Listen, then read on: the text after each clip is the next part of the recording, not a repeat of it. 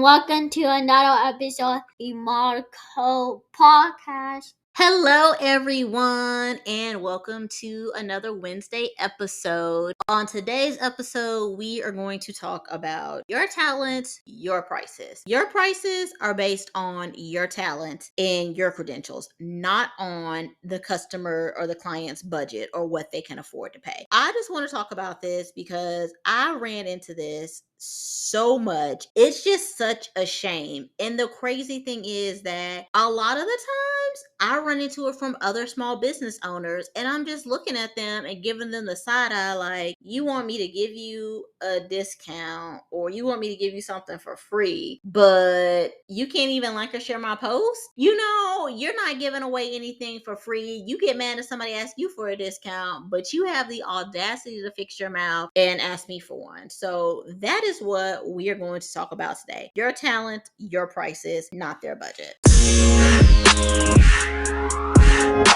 So as I told y'all in another episode that I do have another business. So I have my first business that I did was 1035 Crafts and More, and I told y'all what that was. And then my business that I have now is the Modest Company, which started off as a virtual assistant business, but now I'm shifting it more towards just like doing public relations type things. And well, not public relations type thing, doing public relations and creating like workbooks and guides to help people in their business.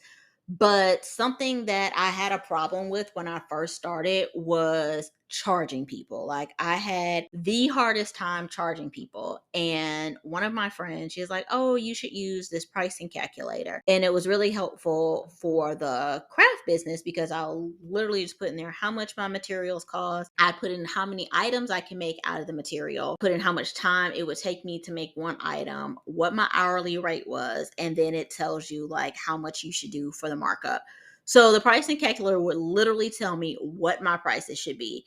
And then I would look on like Etsy and stuff like that, and I would compare my prices. And I'd just be like, oh, no, that's too much. Even though the pricing calculator says $45 and Etsy says anywhere between $40 and $50, that's just too much to charge. And then same thing with when I started my virtual assistant business, when I was looking out there and I was comparing rates and stuff like that. Most people charge at least $25 an hour. And then for packages, like packages were like $600-700 and above. And I was just like, nobody's gonna pay that for me if my prices are too high. I'm never going to be able to build my client base, my customer base, because they're not going to want to come to me. So I would actually have people tell me, oh, that's how much you charging for your price. Don't you think your prices are a little steep? And I just didn't want to be that small business owner that was like, well, you go to Target or you go to Walmart and you pay those prices there and you don't talk about how steep they are.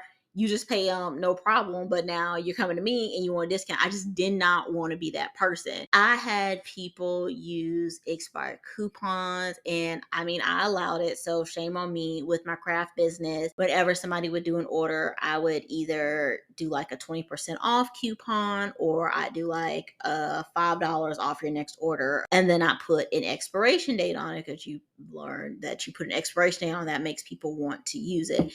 And so I would have people call me and be like, oh, hey, I got this coupon. Can I apply my coupon to your order, to my order? And they're like, oh, it expired 4 months ago. You can still use it or whatever. And then I just started to realize that those same people that were telling me my prices were too high, or that were always asking me for discounts, like I said, they were other small business owners.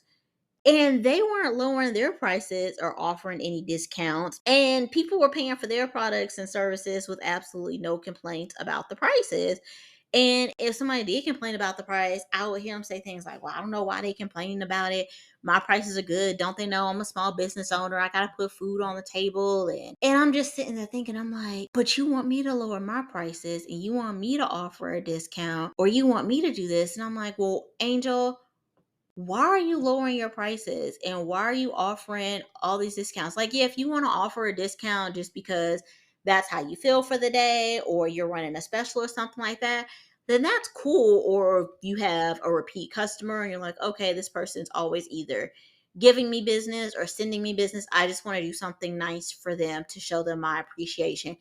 but just constantly giving somebody a discount and you're not getting anything on it. Like, I realized that I was losing money in my business. I was not making any money whatsoever. Like, I would get a big order and I'd be so excited to get a big order. But then, and I even remember my mom telling me for like several big orders that I got, yeah. And she's like, you didn't properly charge them, did you? I'm like, oh, well. She's like, Angel, you gotta start charging people. And then something else that I realized by constantly lowering my prices and constantly offering discounts to people is that I had cheapened my products and services. So I had quality products, I offer quality services, I have good customer service, I have good communication, but I was cheapening my talents and I was cheapening my products just to appease a customer or a client to keep coming back to me or to use me instead. And so by doing that, I'm giving off the message that my products and services are not worth more, that my time isn't worth more, that what I'm doing is not worth you paying the money for. And then people come and charge what I should have been charging all along.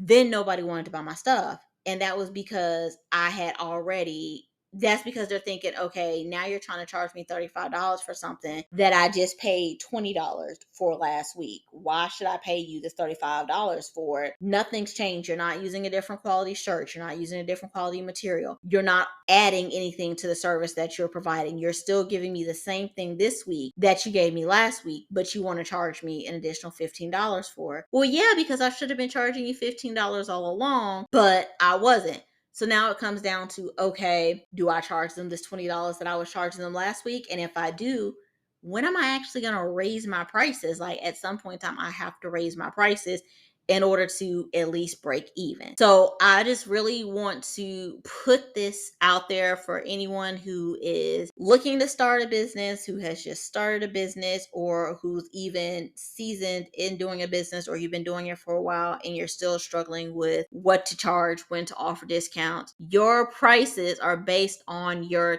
talents and your credentials, not on their budget. Charge what you're going to charge. Use a pricing calculator. Research the market. Figure out what you need to charge that is comparable to what other people in your industry are charging. Set your prices and stick with them. Again, if you want to offer a discount to a repeat customer or because you have a sale going on or something like that, go for it. But do not continuously lower your prices or offer discounts because, as I said earlier, people don't go to Target or Publix or Walmart or any of those other places and tell them that their prices are too high. And even if they do say that their prices are too high, guess what? They're still going to purchase it. They are still going to walk out of there with that $25, $30 shirt. They're still going to walk out of there with that fruit that costs $8 a pound. I'm exaggerating, but the way prices are, fruit could very well be $8 a pound at some point in time.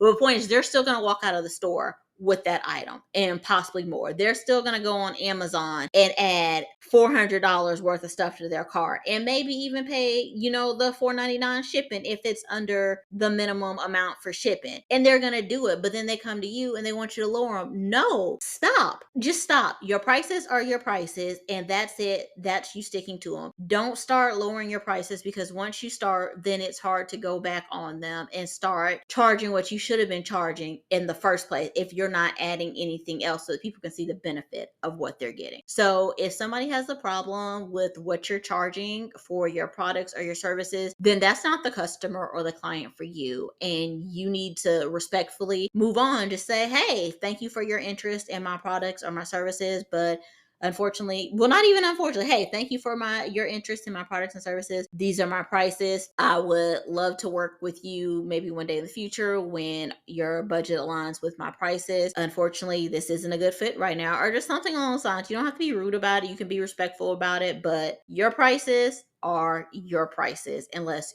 you want to change them and it's a benefit to you, because at the end of the day, it's your business and you have to make money. All right. I will talk to you all either on Sunday or Wednesday, depending on. Thank you for listening. Please make sure to follow and rate the podcast whenever you listen.